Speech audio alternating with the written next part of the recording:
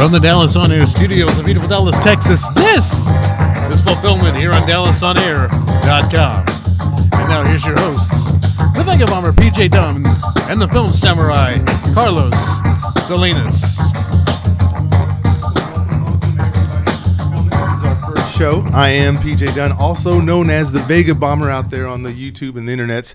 But I couldn't stand to do this show without my co-host, and he is the film samurai himself, Carlos Salinas. Say hello to the people. Hello, everybody. Carlos Salinas here, film samurai on Twitter. That's right, the Twitter man, and we'll put most of this up at the end so that you can find us. So, what is this about, and who are we anyway? So, you've seen this before. We've all seen this before. There's movies that you have gone to yourself where at the end, the whole audience stood up and clapped, or everybody was so mesmerized by everything that they just saw on the screen because they didn't think it was possible, and then it was shown as possible. And we think that is fulfillment.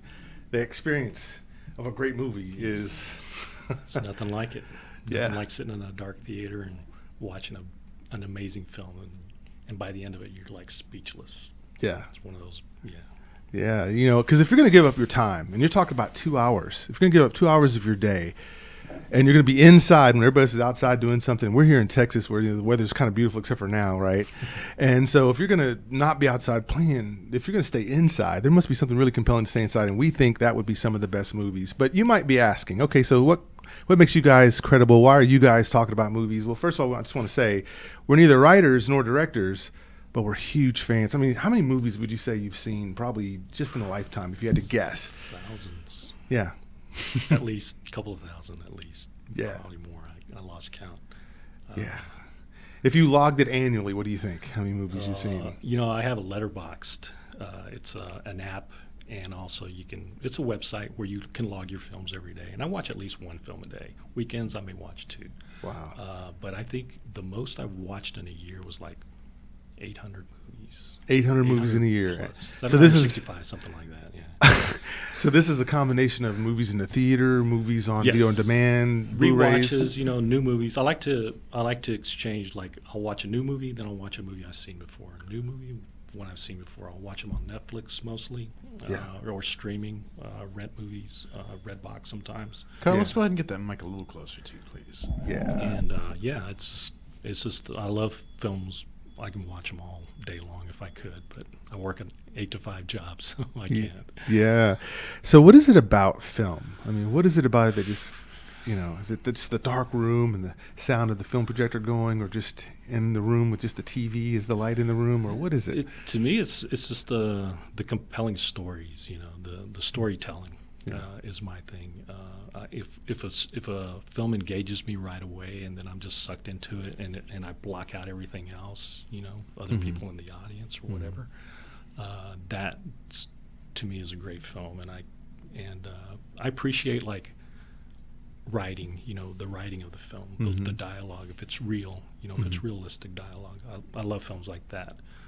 Films that are shot very well, you know, beautiful shot. Editing is like important to me. Like Scorsese films, they're edited so amazingly well. So that's the kind of things I like in a film. Yeah, and see, I would agree with that. I would only add that I love the characterization, because everybody, whenever you watch a movie, you go, I know a dude just like that, or that's exactly like me, or I remember that's young me right there in Luke Skywalker. Or you identify that character. Absolutely. When Darth Maul shows up and just drops his hoodie, right? We're all like, yeah! You're getting ready to get pumped up like right before you watch MMA. Well, real quickly, I thought just to give you guys an idea who the Vegabomber is and who the film samurai is, we had a few questions that we've answered that might help you identify with, okay, I get that or I don't get that about this guy or that guy. So in terms of questions, as it relates to movies, the film that had the biggest impact on you, Carlos, was what? It would be the movie To Kill a Mockingbird. It's a 1963 film. I was born in 61, so it was a little right after my time. But I remember watching it at a very young age and just being enthralled by this film. You know, it's Gregory Peck, who's an icon of film, you know. His bearing, you know, he played the lawyer Atticus Finch. He had 2 kids, and they lived in the neighborhood where down the street there was this old decrepit house where this, you know, Boo Radley, you know, and a lot of people don't know this, that was played by Robert Duvall. Yeah. And And it was based on Harper Lee's novel, and it was probably one of the best adaptations of a book you've ever seen. It was the first time I came kind of exposed to like race. How the main plot of the story is there's a black man who's accused of raping a white woman. Oh, we never heard that before. And how they pretty much trying to railroad this guy, but Atticus Finch does a job of exposing the girl as a liar, basically. And but the guy still gets, spoiler alert, this is 1963. If you haven't seen it, he gets killed. But there's a lot of great scenes in it. I mean, I just love the film. I can watch it today. Yeah, it still holds up. Yeah, it's a big, like a lot of lawyers like that film before there was ever an Aaron Brockovich or any of these other movies that had come out. This was a great law film way before that in terms of a lot of people wanting to become lawyers because of this film. Yeah. And I would have to say the biggest impact that I had, of course, it's a little bit later along, but it was Star Wars, just from the fact that, to your description of what a great movie is, I forgot about everything that was going on at that time. I was so engrossed. That's Star Wars Episode 4: A New Hope, right? That's well. Wait a minute now. It used to just be called Star Wars, but yes, call it Star Wars. Right. No, I just want to make sure I get the right picture up here. Right, because you got people going, Star Wars. Does he mean the one with that Jar Jar Binks guy? No. We mean the original Star Wars. But for me, that movie, I just didn't know how great fantasy could be done. Yes. And George Lucas took it to ridiculous levels. Absolutely. And obviously the struggles he went through, and no movie theater or actually any of the movie houses at the time, none of them thought it was a good idea, which if Disney would have bought it back then, it'd have been a lot cheaper than the $4.2 million that they paid more recently for it. Or was it 4.2 billion? Is it billion with a B or an M? I think it's billion. That's right. So 4.2 billion is what they paid now. But if they'd have just believed in George Lucas back then and bought Star Wars, they'd have gotten a lot cheaper. But I would say that was probably the biggest impact, mainly because, I mean, look, that movie is still quoted today, both for the villains and for the good guys. You love Luke Skywalker. You love to hate Darth Vader. And then you just couldn't wait to see the rest of the episodes. Great action hero. Yeah, it was very good style. So how about this? Best director. Who's your favorite director out of all of them? Oh, man, this is a tough one to decide because,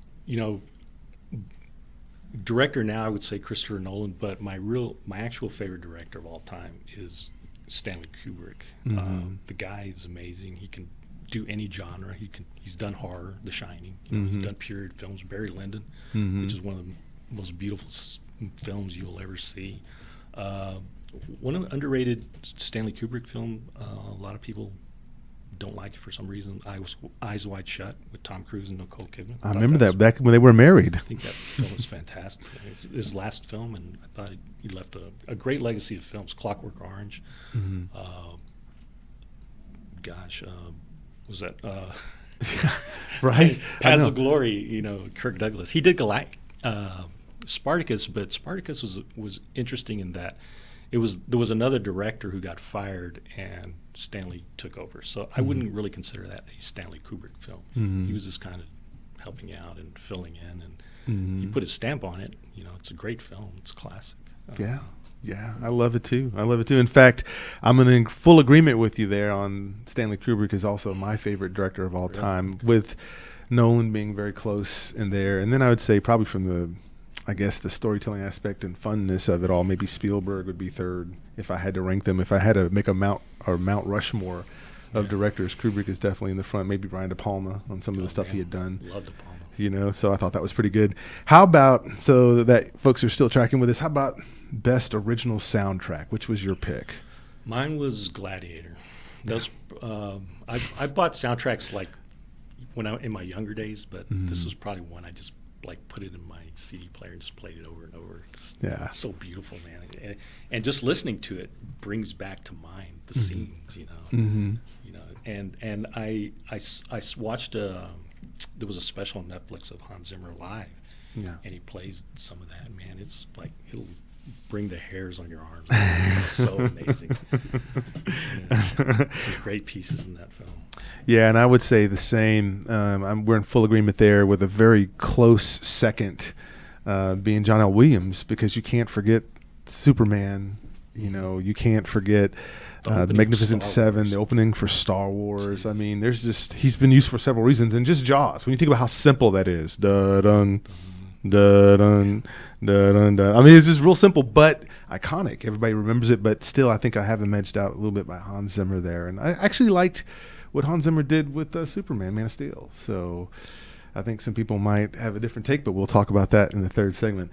How about the movie that sparked your love for all cinema? Wow. I would have to say Apocalypse Now. I saw this movie at, do you remember the Highland Park Theater? I do remember Highland Park This Theater. was way back before they remodeled it and stuff. And this was one of the first theaters in Dallas that got Dolby sound. Mm-hmm. So that was the thing. They got Apocalypse Now and they installed Dolby just for it. I think it was because Francis Ford Coppola, the director, Mm-hmm. wanted it, Mm-hmm. the sound to be amazing in the film. And I remember going into the film and they handed you a program, and it was the credits of the movie. Mm-hmm. And there was no credits on the film itself. They just reeled it. And it was that opening scene where the jungle just goes up in napalm flames. And I was just like flabbergasted. And the whole movie was just like, man, I just sat wrapped, didn't get up, Yeah. I mean, I never get up in movies anyway, but this is the first movie where I thought, wow, movies can really be art. You know, they can be something, can take you to another place. And Mm-hmm. you know, watching that film now, you know, it's timeless. You know, it's about Vietnam. It's the '60s, but that soundtrack's got a really interesting electronic score, Mm-hmm. which you know can play at any time. You know, it just puts you in that. It's just a very kind of surrealistic film in a way. Yeah, no, I would agree with that, and I think what sparked my love for cinema again, to not say Star Wars again because it really, but that's more impactful. You know, I think maybe The Thing. I was really by Carpenter. I was really engrossed by it. The suspense. Oh, that's where they're testing everybody. Yes, Oh, it was like they would just tighten up that rubber band and pulling it and pull it and pull it, and you're almost waiting for the rubber band to break, right? And that's what this movie was like in terms of Paranoia, tension, man. It's and it paranoia. just made me feel crazy, and I had crazy head for a couple of days, and And I think what makes that movie so effective is the practical effects in the film. The Rob Bottin did Mhm. all the monster effects, and it's all CGI back then. Yeah. They did it with puppets and yeah, created these creatures dripping. The scene where the guy's reaching, You're right. takes his hand off. I mean, that movie's just fantastic. I love it. And so then, favorite movie as a kid. This might say a whole lot right Oh, here. man. Yeah, I'm aging myself because when I was a kid, this movie came on, Mhm. and every time it came on, me and my brother just ran to the TV and watched Jason and the Argonauts. Jason and the Argonauts. I don't know who directed it, but stop motion, that got me into stop motion. Like, I try to find everything stop motion, and from then on, Ray Harryhausen is one of my idols. Wow. This guy did Clash of the Titans, Mm-hmm. 20 Million Years to Earth, or can't remember the titles, but he did some amazing creature, just like fascinating, that scene with the skeletons Mhm, and my mhm. God, the harpies. And I love that movie. It's so great.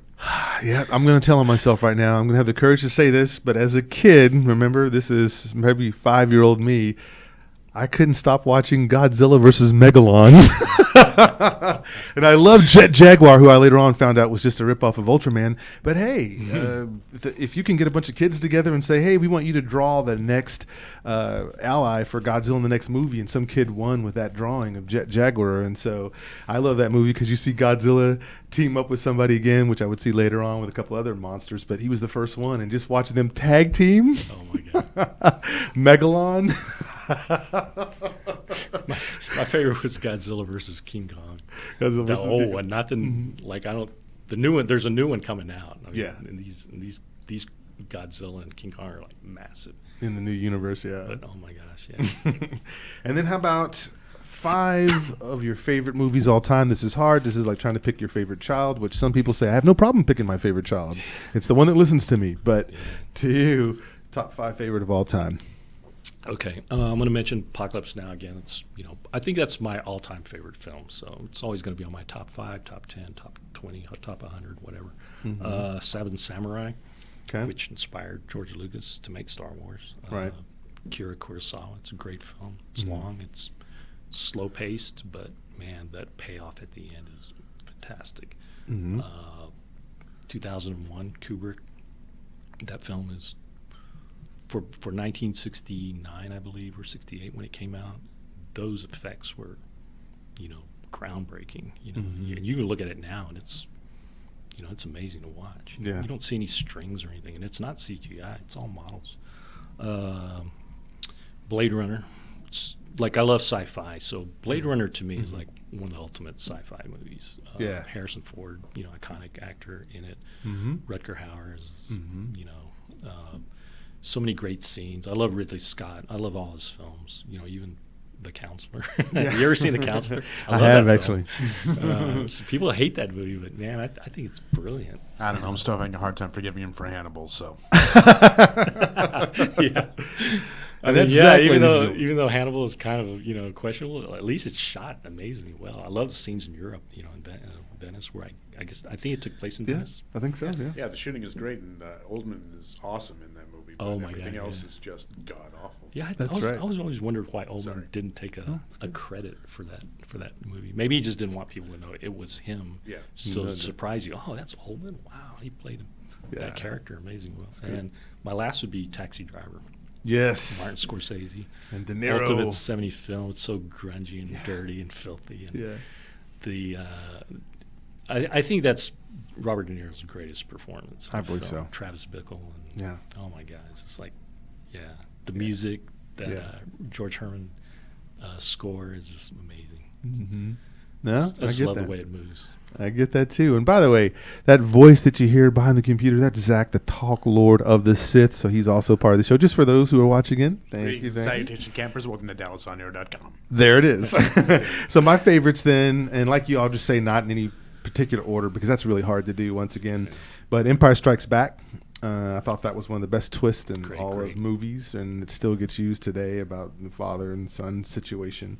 The French Connection, love that chase scene in the French Connection. And it's just beautiful cinema, just watching the tension that as they build that in that part. I would say a current film, probably the only film that would make it in my top 5 in terms of a current film, and that's Hell or High Water. I thought that movie was brilliantly acted. The direction, the storyline, all of it was top notch. That writer, Taylor Sheridan, who also wrote Sicario, by the way, which is another favorite of mine. But Hell or High Water is a modern classic, I would say. I could watch this over and over and over again. It's like a modern Western almost. It is. It's like very much like a modern Western. And it's interesting because they use Texas as a backdrop as a character in this film. Just the state of Texas is a character in this film. And the witty dialogue is top notch in this film. Yes, that scene in the cafe when they're ordering steak. Oh my gosh, that favorite scene, that waitress that's serving them. What aren't you gonna have? What aren't you having today? That's beautiful. If you don't know that, you should watch that film. And Alien, loved that one. So to have a space movie / maybe suspense horror all in one. Right, another great movie of the '70s, right at the very end of the '70s in '79. That was probably one of my first date movies. I took my date to that. You took a date to Alien. And I was like, wow. Yeah, okay, I'm scared. That's right. and interestingly enough, when people complain about the movies nowadays, saying that there's not enough representation or there's not a strong female character, in '79 they were already on top of it with Sigourney Weaver. And by the way, out of all the people that die last on that film, not dying first, is the brother in that film. Usually in all the other movies, the brother's always the first one to die, right?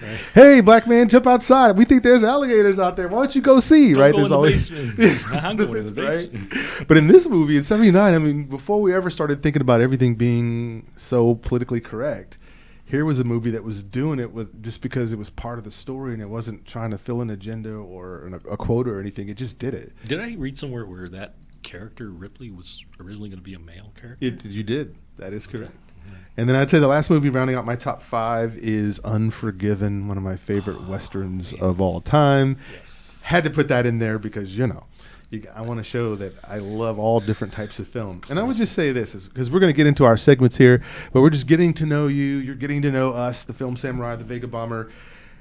Some people would hate it if we didn't answer this one, and that is, what is the scariest movie that we've ever seen for our horror fans? And I know we have a lot of them out there that watch the show. So does Showgirls count? No, we mean horror from the other side. Yeah, just want to clarify. Thank you. It's pretty horrific. I agree. The movie that scared me, and I saw this way too young, and I actually saw it when it came out, was The Exorcist. I went with a buddy of mine who was older, and since I was with an older person, technically I could get in, and sat there and watched it. And you know, the possession scenes, as scary as they were, there were scenes before that were terrified me. Yeah. The scene of her getting her scans and tests and where they're sticking the needle in her, that's like, man, that just gave me the jitters, man. Yeah. And I remember a guy jumping out of his seat when she turned her head around. He just ran right out. Oh, in the theater? God, yeah. He just walked right up the aisle and left. Is it live or is it Memorex? Yeah, I would say my scariest movie, and that one was the scariest for me as well, but I can just take my number 2, so I'm not having the exact same list, because I think we're in agreement there, is Damon Omen 2. And it's because I got tricked into it. I saw a kid in it. As a kid, you think, oh, it's a movie with a kid in it, so I'm going to like it because the kid's in it. So I start watching it, and I'm like, whoa! And it freaked me out to see the things that little Damien was willing to do. And whenever he got on his little tricycle, and the music started playing, and I was like, why is the music so crazy right here? Why? And then when it shows him just circling around people, and people get nervous and fall downstairs and die, I'm like, oh, snap. So, yeah, I was done when I saw Damon Omen 2, because I thought it was going to be something for kids, since there was a kid in it. Now, just out of curiosity, did you both have church upbringings, Catholic upbringings, etc.? Just curious. Yeah. I grew up in a Methodist church, so yeah. Just Baptist. I was afraid I was going to get possessed. Yeah, after I saw The Exorcist, I thought, oh my God, the devil's going to be inside me. Sweet. Yeah, just because those films weren't the scariest for me, but because I never had that kind of upbringing, it's like, okay, nice, but yeah. Yeah, I can see that. Yeah, I can see that. And I think Damon Omen for me was just, it was so crazy because, again, I was just thinking, anytime you see a kid in a show, it's got to be a good show. What is it about kids in horror movies are scarier than right? I think that's Jason, why they did Poltergeist. I'd be more afraid of the kids in, like, what was that movie, The Village of the Damned, Yeah, The Village of the Damned. Those kids are like, oh, shit, get me out of here. Or Children of the Corn, But that terrifies me more than, Jason and Freddy Krueger. Yeah, the slasher films don't. I actually laugh most of the time. And even the Blair Witch didn't scare me. And then the Grudge didn't bother me one bit. Probably the most recent movie that scared me was The Others with Nicole Kidman. There was one scene in there that just made me actually scream out in the theater, Okay. It was just like, gave me a shock, It was like, wow. But the movie's great, but yeah, this is something unexpected. But otherwise, I watched a million horror movies. I'm kind of, desensitized to them. Yeah, you're desensitized by now. I'd say the jump scares. Yeah, I'll jump, but it's just like I'm not all. Well, that's a whole another thing about the jump scares being the only scary thing about these movies nowadays. But I did think that the Conjuring series was good. I did like the Conjuring James series. Wan, I think he's done pretty well in that genre. Yes, I think so. Well, ladies and gentlemen, what we're also going to do as part of our time here together, I hope that gave you some insight as to the bomber and the samurai himself.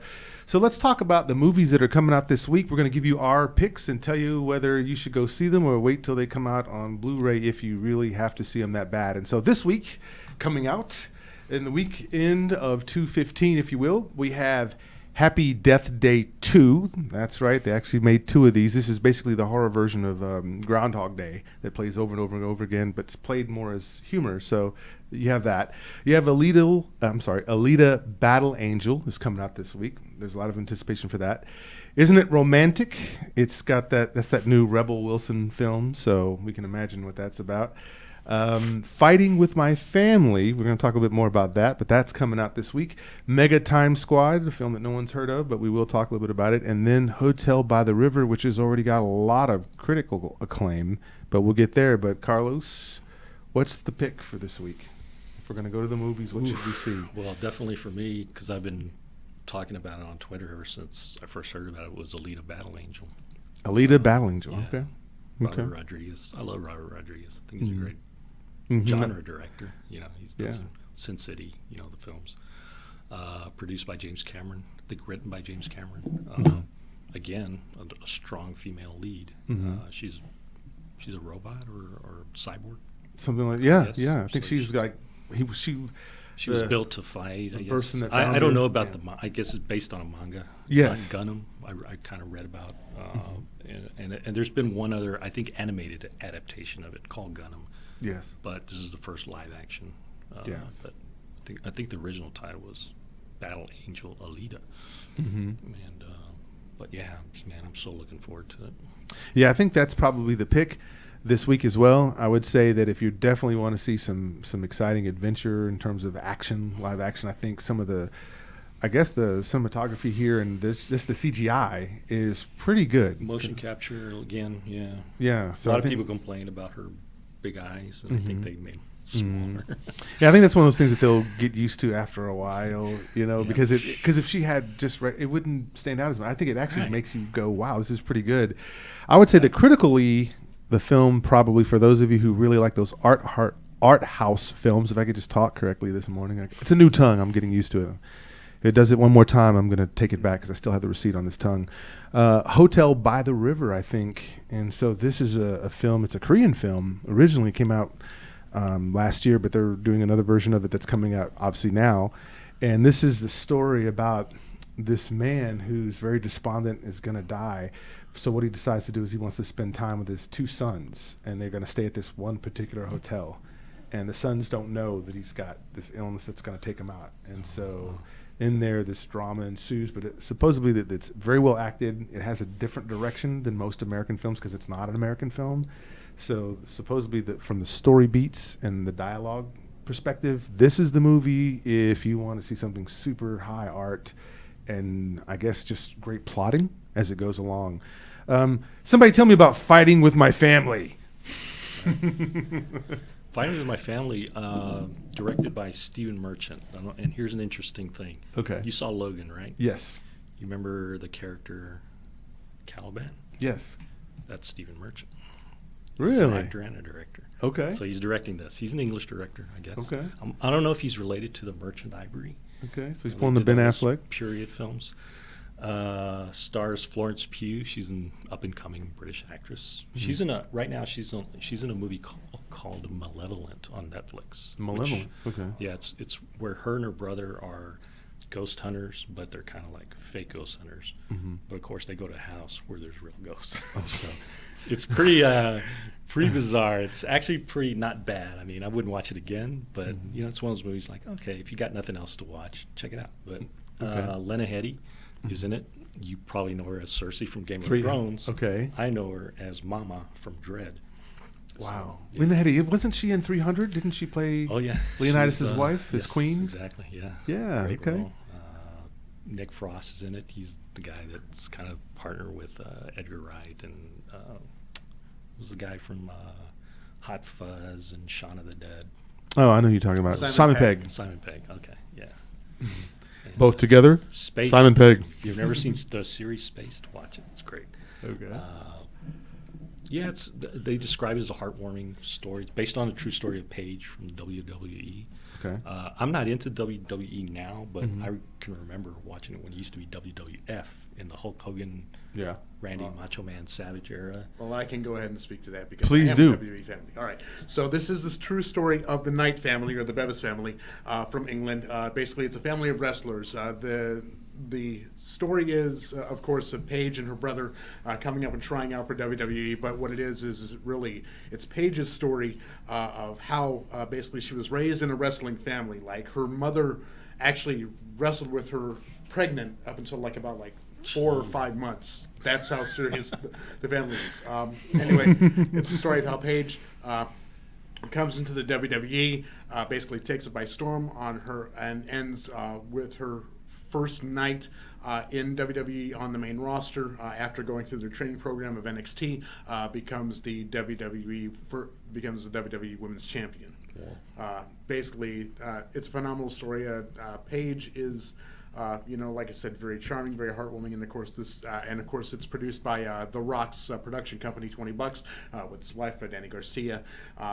Basically, doesn't he have a cameo in there? Yes, he's all over the place. Like Salinas? He, as The Rock, is all over the place on this. But yeah, it is truly kind of a fun, interesting story about an unusual family. So I think this movie's gonna make a ton of money. Yeah. Because all WWE fans are gonna go see it. Yeah. Oh yeah, totally. And I think word of mouth is just gonna say, yeah, this is a really great movie.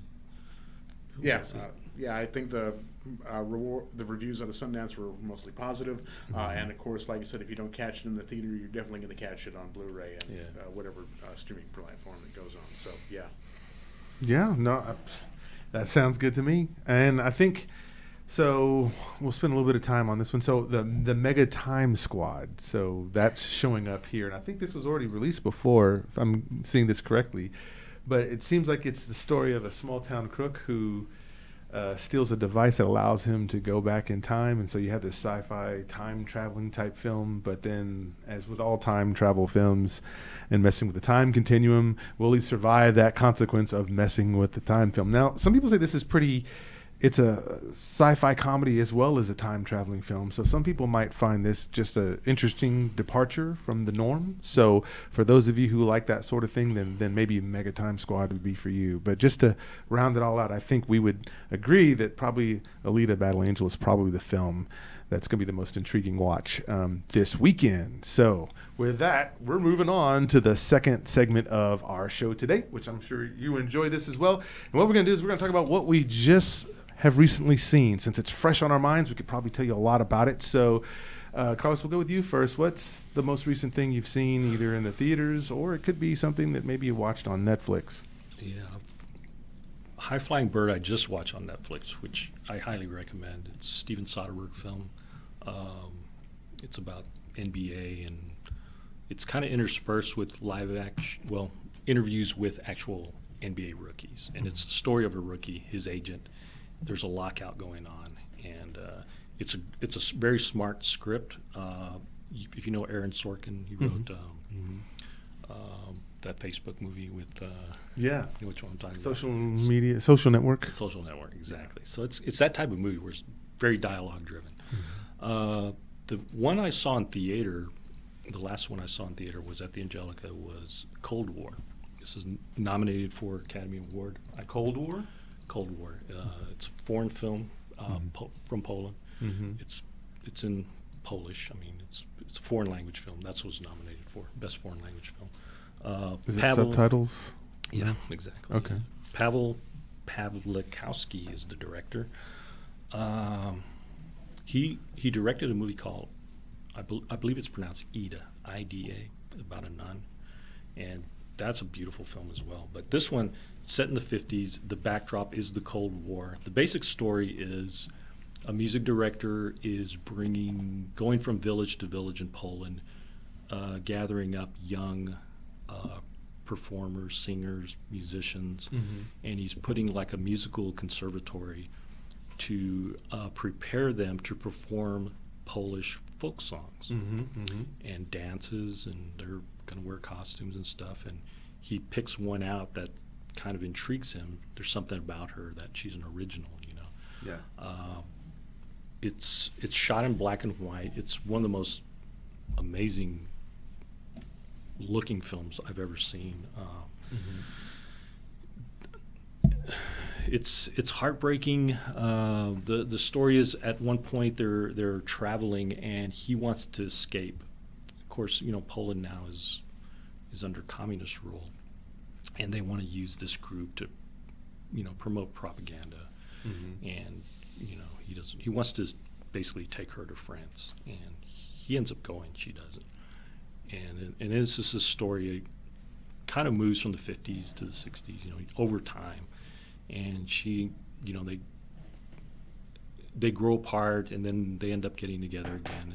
And yeah, I don't want to give away too much more. Yeah, don't do that. It's just I would just highly recommend it. It's great, and if you watch it, you'll definitely see why it was nominated for Academy Award. Awesome. So, yeah. Yeah, so the movie I just recently have seen is the movie Glass. So that's probably a movie a lot of you guys have seen as well. So you got M. Night Shyamalan here, and he's got originally setting this up with Unbreakable. So that's where we first meet David Dunn and Mr. Glass. And then we had Split come out a year ago or a year and a half ago with McAvoy playing the person with the multiple personalities, the Horde. And then evidently to that end is a sequel, and we get this movie Glass. And so I guess the first impressions of this movie is I actually like the movie. It didn't follow any of the norms of a Marvel movie because it's not a Marvel movie, but I like that because at some point when you can detect the formula too much. Would you consider this a comic book film? You know, it's interesting because some people do, some people. I find it hard because I don't necessarily in a way because just because they mention comic books in it and they talk about comic books and their effects on people, I don't know that makes it necessarily a comic book movie. So I'd probably say no, it isn't. But you can see where people are going to gravitate who read comic books. So I thought that the storytelling in this was really good. I know that there's a lot of people online that have a problem with how it ended or what happened with David Dunn, and I won't go any further than that because some of you haven't seen it yet. But I would say that to me, if you want a cogent film, a film that's going to set up a world very well, a universe, which I think it does, and it matches up very well to Unbreakable. I'm not so sure about Split. I haven't seen Split in a while, but I know Unbreakable, it flows right with it. So kudos to that.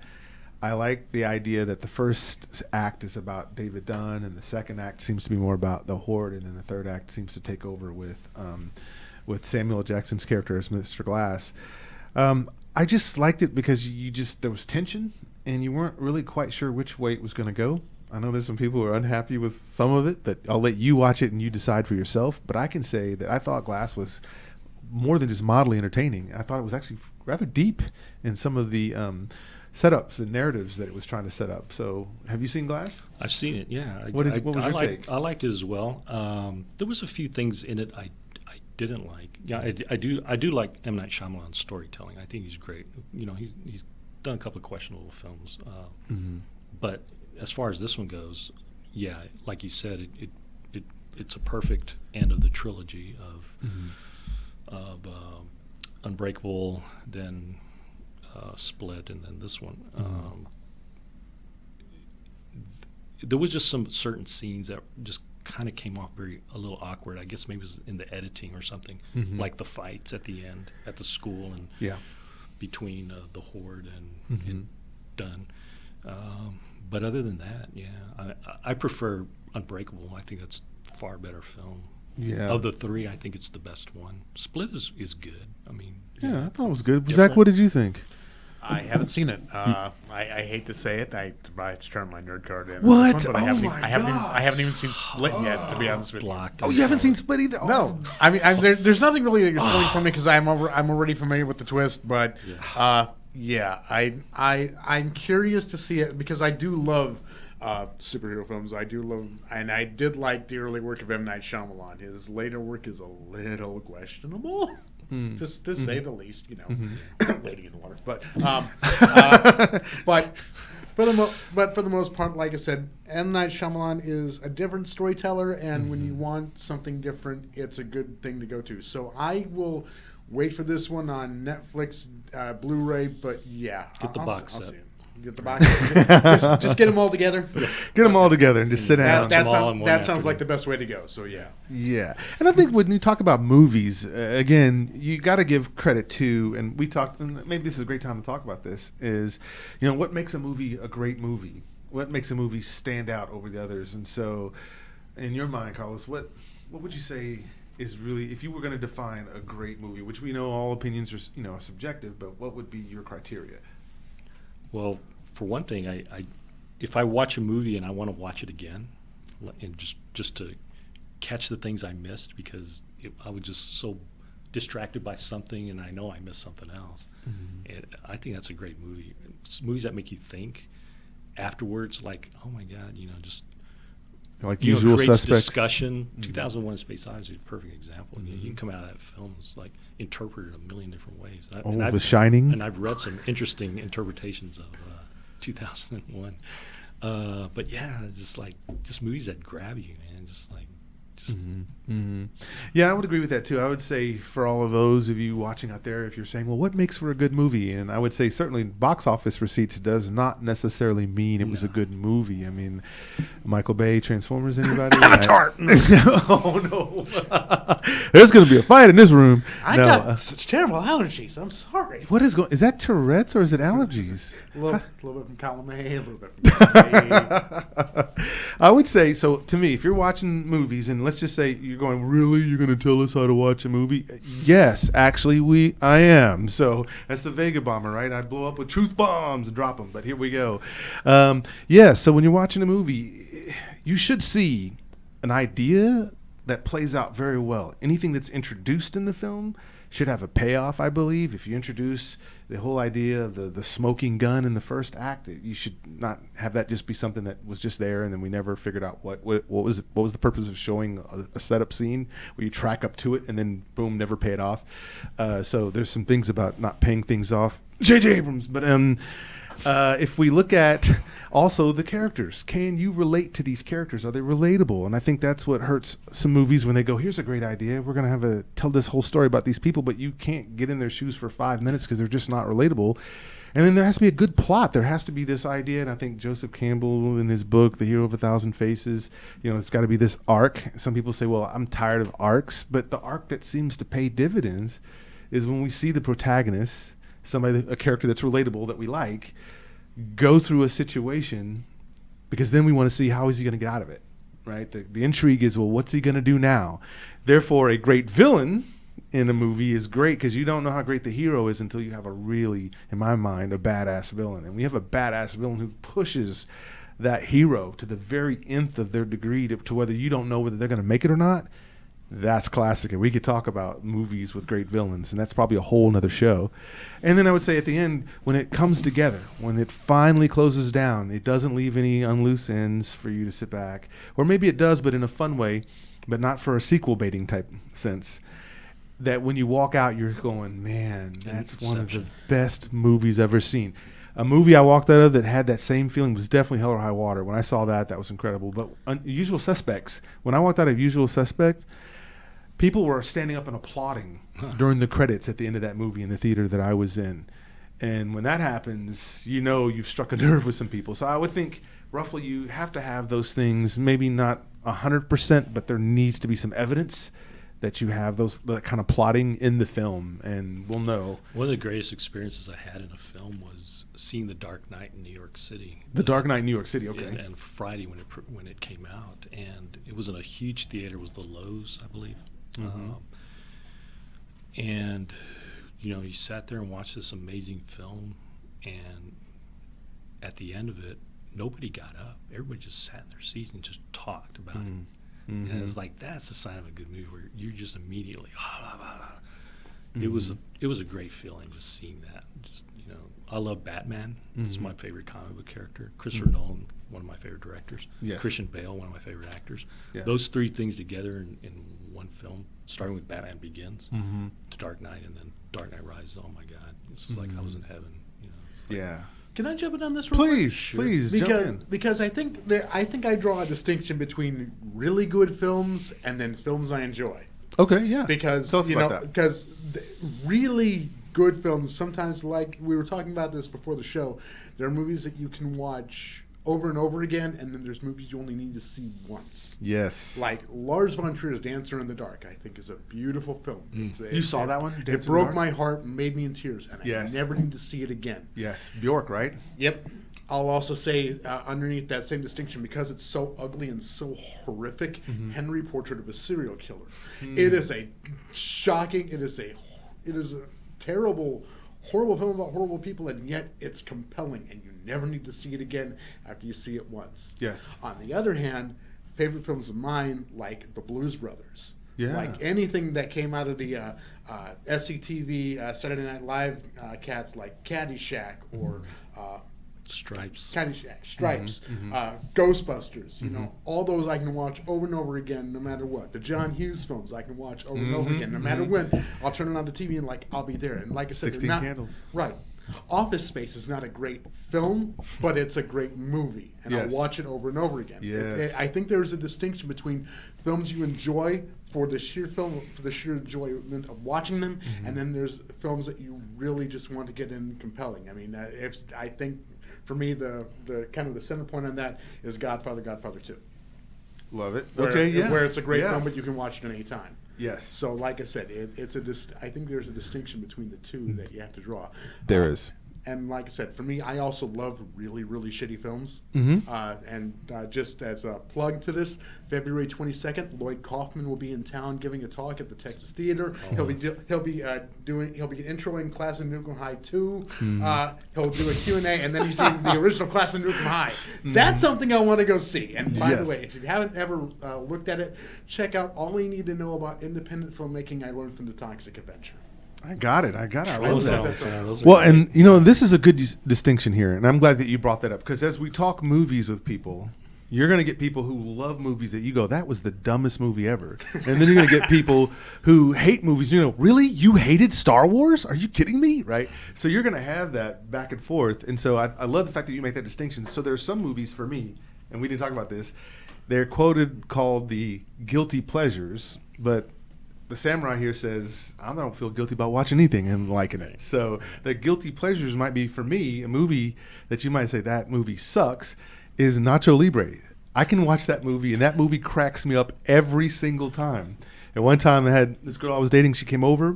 She sat down, and she was going to watch the movie with me. I said, let's watch something fun. She says, yeah, let's do that. And the whole time, I was the only one laughing at most of the jokes, and she was sitting there, and she was going, why is that funny, what he just said? I'm like, it's Jack Black. Look how ridiculous he looks in that fake, Ricardo Montalban accent that he's using. It's just the whole idea of it. He goes, so he's wearing stretchy pants. Big deal. Isn't that funny? Stretchy pants? And she's just like, I don't really like trying to explain see this as funny at all. Woman, right? Yeah. And then I had to dump her after that. After that, I was like, okay. So. No, I had the same experience with that director because he's the same director behind Napoleon Dynamite. That's right. And I hate to say it, but Napoleon Dynamite was my high school upbringing. I'm not kidding. There you go. I was in that rural high school. I think I probably grew up maybe about 300 miles from where it was shot in Idaho. See. Now you bring up another point about that. So sometimes movies will get the benefit of the doubt more because on some level it resonated with you. So you might rank it a little higher than other people because it didn't resonate. For example, I would say Black Panther was that way. So some people are like, whatever, dude. Infinity War was 10 times better than Black Panther, but because it's Black Panther. But to certain folks, seeing this and not seeing something done on this level, a black superhero getting this kind of production value, right? We know that there were some before, but not on this level with this production value, with this kind of writing, with this kind of the whole cast and crew. All of it was African American that wouldn't have gotten the job otherwise had it not been for Ryan Coogler, the director, saying, I want to help pull some other people up that you wouldn't hear of. That's what I love, and I don't think that's a thing that people I saw online getting mad, go, it's only that way because it's Black Panther, and they didn't want to get in trouble for not liking it and being called racist. And I hate that default argument people try to build in. That's part of that fake outrage. But I will say, some people can watch Black Panther and they'll just go, it's just a typical Marvel movie, nothing special, nothing, But then for those, there's some people that when they see it, they resonate with different parts of Africa. Maybe they've been there on mission trips or whatever, or just because the African-American experience, they don't get to see that very often. So that was a question that we raised on another show, another podcast, where we said, if you think about it, how many there in the sci-fi genre were films that were led with an African-American character that wasn't the sidekick? We could only come up with 3, and that was one of the Denzel Washington films, the one where he's blind. Book of Eli. Book of Eli, and After Earth.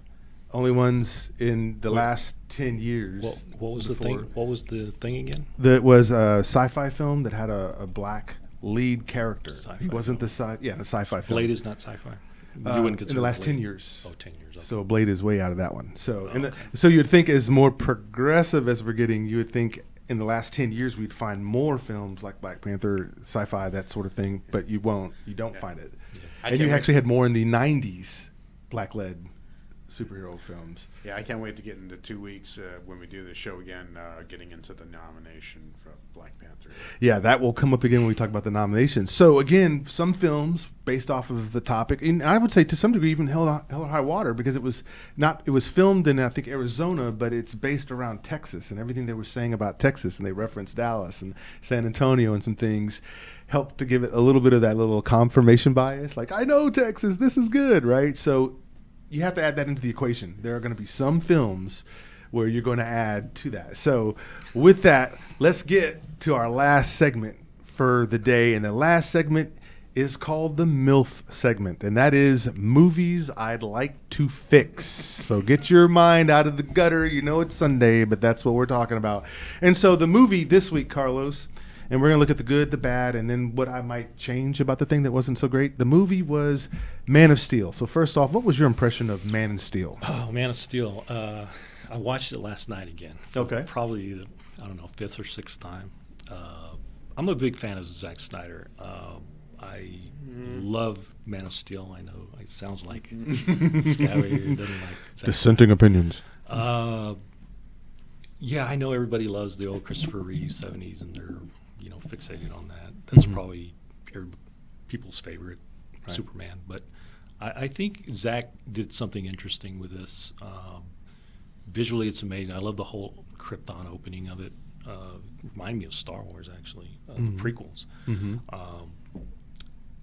The story is, it's like Superman. Everybody thinks, okay, Superman, he's Man of Steel, he's truth, justice, and the American way. But Zack Snyder's point of view was this guy's more of an alien. He's come to Earth. He's not one of us, and we would be suspicious of. Like, if we saw somebody that powerful, wouldn't we be kind of fearful of that person?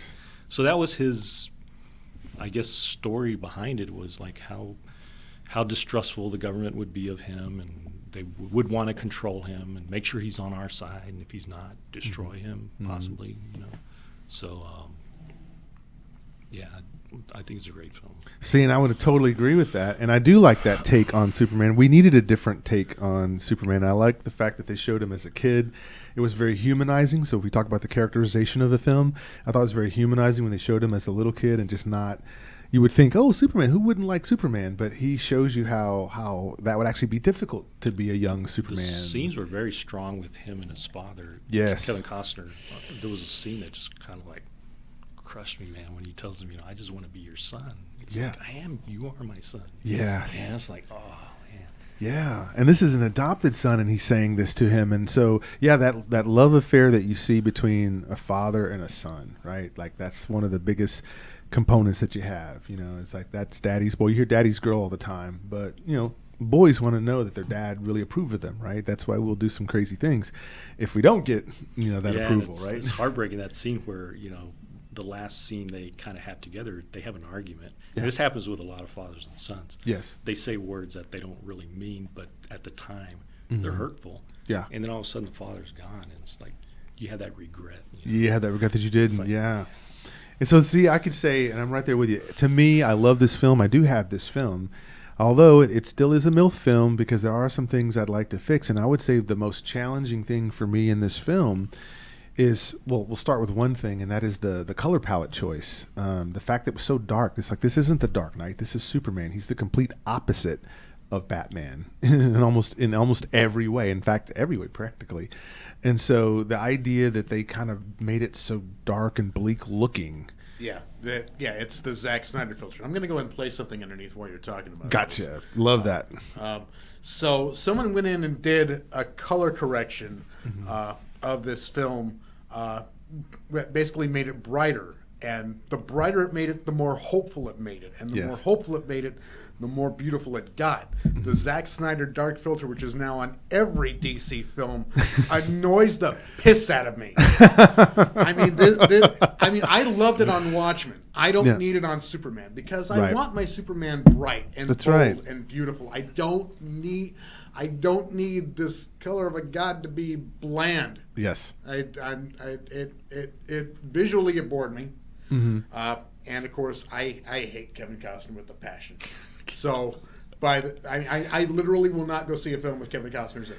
Well, just because of Waterworld, I mean, come on. No, because it's great. The Postman. No Way Out. Just how does this guy keep getting work? He's the same character in every movie. It just annoys the hell out of me. Field of Dreams? Field of Dreams pisses me off. Dances with Wolves. Because Dances with Wolves too. All of it. That's an extreme opinion, boys and girls. I really detest the man because he doesn't act. He basically just stands there and looks around. Oh. Plus the fact that you reduced Russell Crowe to a GPS. Come on. Wow. Oh yeah, in the movie, yeah, I So you know, I I could see where you'd see some of that. For me, as you know, a moderate Superman fan, I was annoyed. But also, like I said, I was spoiled because I like the Chris Reeve movies. I'm with you on that as well. So how about this? So here's the thing. So that's one of the bigger issues I would say with the film, and this is from a rewatchability standpoint. I think if you go see it in the theater, you're fine. But once the hype has died down in a movie and you go back and watch it again after you haven't seen it in a while, it'll either get better, or it'll get worse, or it'll stay the same, but not very much. Usually you either like it even more than the first time you saw it, or you like it even worse than the first time you saw it. I had that same thing with Last Jedi. Every time, yeah, that was bad. Anyway, I won't go there. So here's the thing. The other thing I thought that was problematic for Superman, and that's probably one of the bigger ones, because it does affect the tone, was just at some point the action scenes were repetitive there in that third act.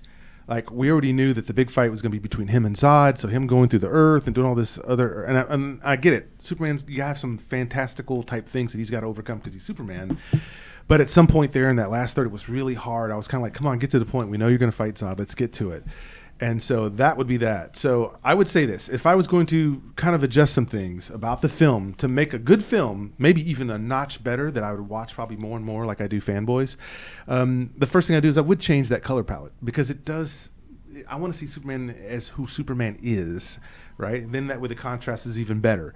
The next thing I would do is, in this movie, since you knew that the Justice League was coming – I would have liked to have seen some little cameo slipped in rather than all that extra fight scene that they spent towards the end, to show what was Wonder Woman during this time, what was Batman doing during this time, what was Green Lantern, what were all of them doing, because they were doing something, because we know they're all tied up in the deal. I know Batman v Superman do a good job to show us what Batman was doing, but I was thinking in this movie, and they knew they were going to build more movies coming with DC. If you're going to make Aquaman, you know you're going to make some more films here. Aquaman was talking to fish. Yes, it was, but he was doing his thing.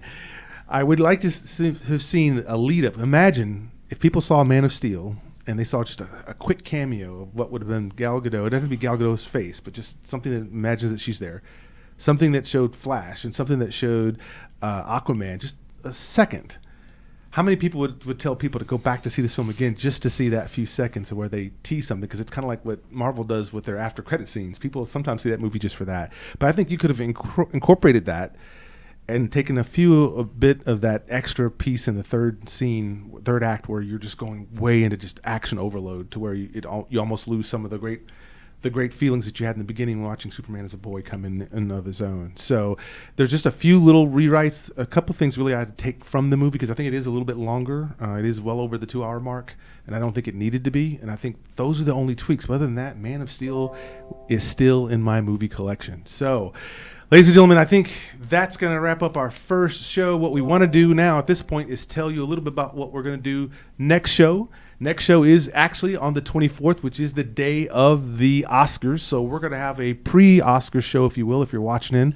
We're going to tell you for film fans. That's right. The Super Bowl Films of the Samurai has it right. So we're going to talk exclusively about that. And so this week, be thinking about it. Who do you got for Best Picture? Who do you got for Best Director? What do you have for soundtrack? And then compare it to our list next Sunday. But for that, I'm the Vegabomber, and he's Film Samurai. He's the Film Samurai. And where can we find you on social media, Carlos? Thank you. Film Samurai on Twitter. That's it. I'm not on Facebook. I don't have Facebook. Yes. Carlos. I'm sorry, Vega. My bad. Sorry. I'm You're tired. okay. That's all right. And you guys can find me on Vegabomber. There's the YouTube channel where I'm reviewing movies all the time. Also, there's a Facebook page for Vegabomber where this is streaming live. And you also have me on Twitter, Vegabomber, and also on, I'm forgetting one. I know I'm forgetting one. Instagram. What's the other one? Twitter. Twitter with Vegabomber. Snapchat? Don't have Snapchat. That's the only one place where I'm not. But with that, Sith Lord, take us out.